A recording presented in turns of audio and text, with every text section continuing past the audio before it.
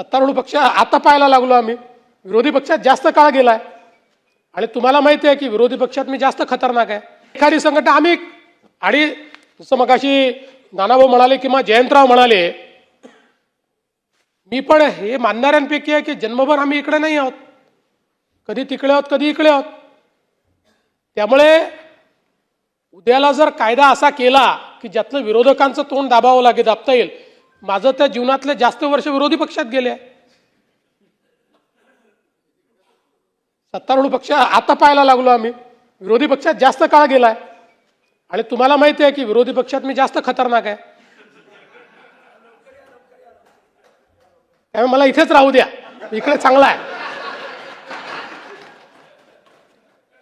आणि म्हणून अशा प्रकारे कुठलाही मोर्चा काढल्यामुळे किंवा एखाद्या कायद्याचा विरोध केला याकरता नाही, तर राज्यघटनेने जे काही कायदे केलेले आहेत ते उलथून टाकायचे. आम्हाला राज्यघटना मान्य नाही,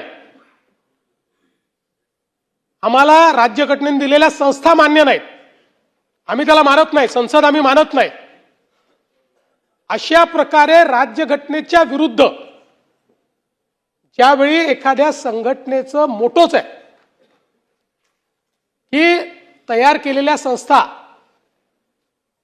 या डिमोनाइज करायच्या आणि त्याच्या विरुद्ध बंड उभं करायचं, या मोटोने ज्या संस्था तयार होतात. आता एखाद्या कायद्यामध्ये विरोधी पक्षाचं मत वेगळं असतं, सत्तारूढ पक्षाचं मत वेगळं असतं. याचा अर्थ तुम्ही काय विरोधी पक्षावर या कायद्याच्या अंतर्गत कारवाई करणार का?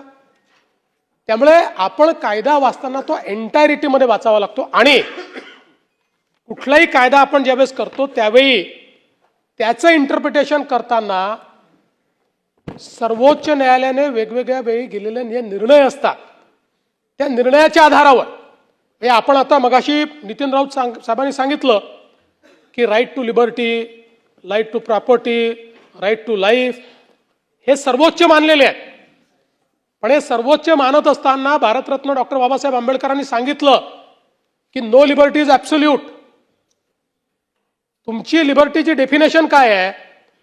तर माझ्या लिबर्टीला कुठलीच सीमा नाही, पण त्याच वेळी माझी लिबर्टी ही जर भास्करराव जाधवांच्या लिबर्टीवर आक्रमण करत असेल, अजितदादांच्या लिबर्टीवर आक्रमण करत असेल, तर त्यांनाही संविधानाने अधिकार दिलाय की त्यांची लिबर्टी ही त्या ठिकाणी पूर्ण आहे, त्याच्यावर कोणाला आक्रमण करायचा अधिकार नाही आहे. आणि म्हणून हे जे कायदे आहेत हे कायदे करत असताना ॲब्सोल्यूट लिबर्टीवर म्हणजे स्वातंत्र्याचा स्वैराचार होऊ नये या दृष्टीने एक आलेले कायदे आहेत. आणि म्हणून संविधानाने ही परमिशन आपल्याला दिली आहे. आणि या संदर्भात आपण जर वेगवेगळे सर्वोच्च न्यायालयाचे गाजलेले निर्णय बघितले तर त्याच्यामध्ये याची डेफिनेशन सर्वोच्च न्यायालयाने अतिशय चांगल्या पद्धतीने केलेली आहे.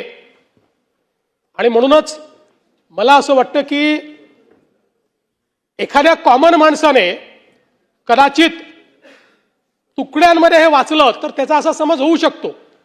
पण म्हणून मी तुम्हाला सांगतो की एखाद्या दुसऱ्या कायद्यामध्ये